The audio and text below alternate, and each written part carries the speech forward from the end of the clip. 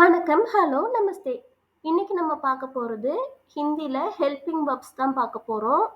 Helping verbs அதுவும் present டென்ஸ்ல இருக்க helping verbs என்னென்ன அப்படிங்கிறது தான் பார்க்க போறோம். அந்த ஹெல்பிங் வெர்ப்ஸ் வந்து நம்ம எந்த இடத்துல பயன்படுத்தணும், எந்த சப்ஜெக்ட்டுக்கு எந்த ஹெல்பிங் வெர்ப் வரும் அப்படிங்கிறது தான் இந்த வீடியோவில் நம்ம இன்னைக்கு பார்க்க போறோம். வாங்க இப்போ வீடியோக்குள்ள போகலாம். ஹூ அப்படின்னா இருக்கிறேன் அப்படிங்கிறது அர்த்தம்.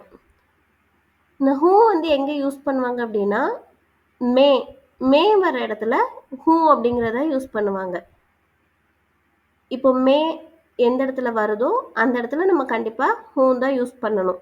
இதுக்கு எக்ஸாம்பிள் பார்த்தீங்கன்னா ஐ எம் ஹியர், நான் இங்கே இருக்கிறேன்.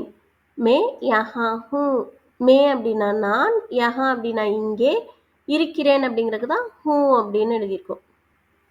அப்போ அந்த சென்டென்ஸில் மே வந்துருச்சுனாலே ஹூன் தான் வருங்கிறது வந்து நமக்கு தெரியும்.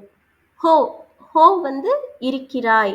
இது எங்கே யூஸ் பண்ணுவாங்கன்னா தும் வர இடத்துல தான் ஹோ வந்து யூஸ் பண்ணுவாங்க. தும் அப்படின்னா நீ. நம்ம யார்ட்டையாவது உரிமை எடுத்து பேசும்போது, ஒரே வயதில் இருக்கவங்க கிட்ட பேசும்போதெல்லாம் நம்ம தும் அப்படிங்கிறத யூஸ் பண்ணுவோம். இதை பற்றி டீட்டெயிலாக தெரிஞ்சுக்கணுன்னா நான் தனியாக subjects first person, second person, third person அப்படிங்கிற ஒரு வீடியோ போட்டிருக்கேன். அதோட லிங்க் டிஸ்கிரிப்ஷனில் கொடுக்குறேன், அதில் போய் பார்த்துக்கோங்க. தும் அப்படின்னு வர இடத்துல ஹோ அப்படி தான் நம்ம யூஸ் பண்ணணும். வேர் ஆர் யூ, நீ எங்கே இருக்கிறாய். தும் கஹா ஹோ அப்படின்னு கேட்போம். இதில் தும் அப்படின்னா நீ, கஹா அப்படின்னா எங்கே, ஹோ அப்படின்னா இருக்கிறாய். ஹே அப்படிங்கிறது எங்கே வரும் அப்படின்னா இருக்கிறாய், இருக்கிறான், இருக்கிறாள், இருக்கிறது. இப்போ இந்த இடத்துல நமக்கு ஒரு டவுட் வரும். ஏன்னா நம்ம ஆல்ரெடி ஹோக்கும் இருக்கிறாய் தான் சொல்லியிருக்கோம், இங்கே ஹேக்கும் இருக்கிறாய் தான் சொல்லியிருக்கிறோம். இது ஏன் இந்த டிஃப்ரென்ஸ் அப்படிங்கிறத பார்க்கலாம் வாங்க. தூ அப்படின்னா ஹே தான் வரும். தூ அப்படின்னா என்னன்னா நீ. நீங்கிறது வந்து நம்மளோட விட வயசுல சின்னவங்களை வந்து நம்ம நீ அப்படின்னு சொல்றது வந்து தூ அப்படின்னு ஹிந்தியில சொல்லுவோம். தும்முனாலும் நீ தான், தூனாலும் நீ தான். அப்போ தமிழ்ல பார்த்தீங்கன்னா நீ எங்கே இருக்கிறாய் அப்படின்னு நம்ம கேட்போம்.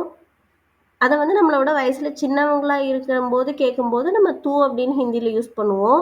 ஒரே வயதில் இருக்கும்போது இல்லை யார்கிட்டயாவது உரிமை எடுத்து நம்ம பேசும்போது அவங்க கிட்ட நம்ம கேட்கும்போது நீ எங்கே இருக்கிறான்னு தான் கேட்போம். ஆனால் அப்போ நம்ம தும் அப்படிங்கிறது யூஸ் பண்ணுவோம். ஆனால் தூ யூஸ் பண்ணும்போது ஹே வரணும், தும் யூஸ் பண்ணும்போது வந்து ஹோ வரணும். அதனால தான் அந்த டிஃப்ரென்ஸ் வந்து நமக்கு தெரியுது. இதுக்கு எக்ஸாம்பிள் பார்த்தீங்கன்னா இங்கே அதே வேறாயு தான், நீ எங்கே இருக்கிறாய். ஆனால் இங்கே வந்து நம்மளை விட வயசில் ரொம்ப சின்னவங்க கிட்ட கேட்குறோம். அப்படி இருக்கும்போது இங்கே தூங்குற யூஸ் பண்ணுறோம். தூ கஹா ஹே, இங்கே தூ யூஸ் பண்ணுறதுனால இங்கே இருக்கிறாய் அப்படிங்கிறதுக்கு ஹே அப்படின்னு யூஸ் பண்ணுறோம். இதே இங்கே தும் வந்துருந்துச்சுன்னா ஹோ அப்படின்னு வரும், நம்ம முன்னாடி எக்ஸாம்பிளில் பார்த்த மாதிரி. நெக்ஸ்ட் பார்த்தீங்கன்னா யஹ் அப்படிங்கிறக்கும் ஹே தான் யூஸ் பண்ணணும். ஹீ இஸ் ஹியர், இவன் இங்கே இருக்கிறான். யஹ் யஹா ஹே, யஹ் அப்படின்னா இவன், யஹா அப்படின்னா இங்கே, ஹே அப்படின்னா இருக்கிறான். இப்போ யஹ் வந்த இடத்துல ஹே வந்திருக்கு. ஷீ இஸ் ஹியர், இவள் இங்கே இருக்கிறாள். யஹ் யஹா ஹே, யஹ்ங்கிறது இவள், யஹா அப்படிங்கிறது இங்கே, ஹே அப்படிங்கிறது இருக்கிறாள். இந்த யஹ் வந்து எதுக்கெல்லாம் யூஸ் பண்ணுவோம்? இவன், இவள், இது, இந்த, இது எல்லாத்துக்குமே யஹ் யூஸ் பண்ணுவோம்.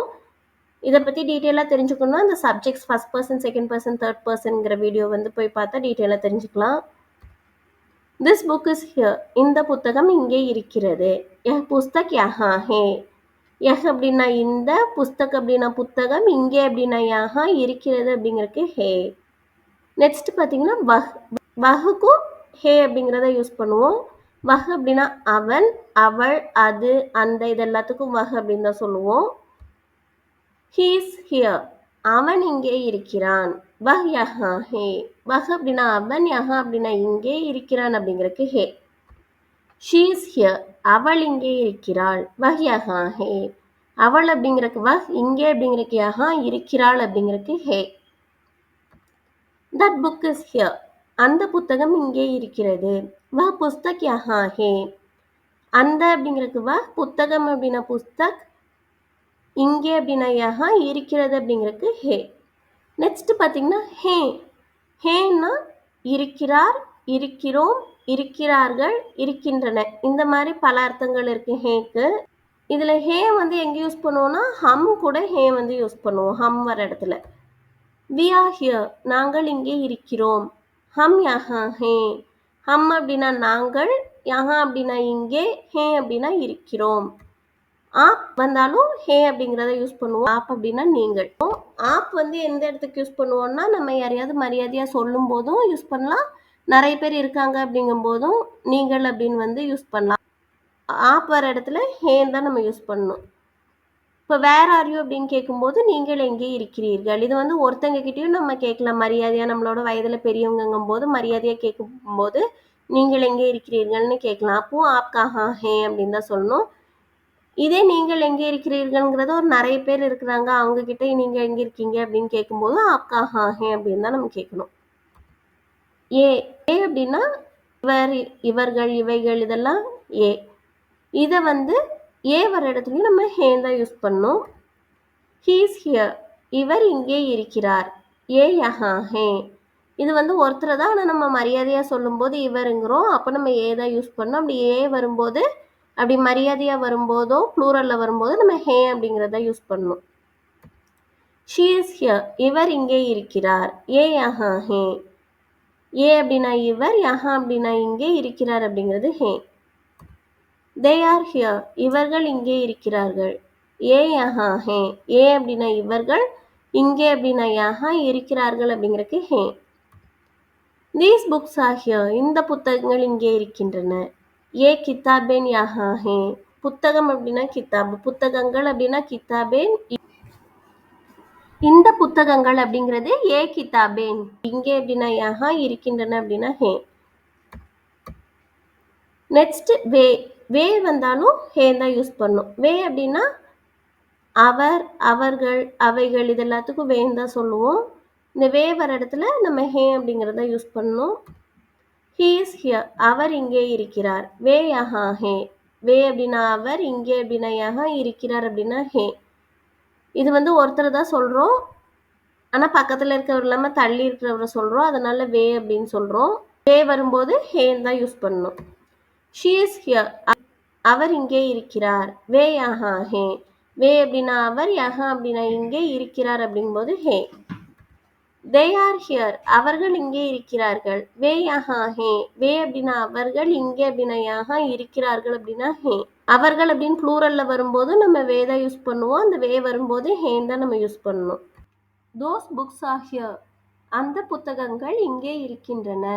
வே கிதாபேன் யஹாं ஹே. கிதாப் அப்படின்னா புத்தகம், கிதாபேன் அப்படின்னா புத்தகங்கள், அந்த புத்தகங்கள் அப்படின்னா வே கிதாபேன், இங்கே அப்படின்னா யஹாं, இருக்கின்றன அப்படின்னா ஹே. அந்த புத்தகங்கள் அப்படின்னு ப்ளூரல்ல வரும்போது நம்ம ஹே அப்படிங்கிறத யூஸ் பண்ணணும். இதில் இன்னொரு முக்கியமான விஷயம் நம்ம என்ன நோட் பண்ணோம் அப்படின்னா, இது எல்லாமே பார்த்தீங்கன்னா இந்த ஹூ, ஹே, ஹே, ஹே இது எல்லாமே பார்த்தீங்கன்னா சென்டென்ஸில் இருக்க வாக்கியங்களுக்கு தான் வரும். அதாவது நிகழ்காலத்தில் இருக்க வாக்கியங்களுக்கு. இதை பற்றி டீட்டெயிலாக நம்ம டென்சஸ் பற்றி பார்க்கும்போது பார்க்கலாம். அதுக்கு முன்னாடி இந்த வீடியோ யூஸ்ஃபுல்லாக இருந்துச்சுன்னு நினச்சிங்கன்னா கண்டிப்பாக லைக் பண்ணுங்கள், ஷேர் பண்ணுங்கள், சப்ஸ்கிரைப் பண்ணுங்கள். நன்றி. தேங்க்யூ. தன்யவாத்.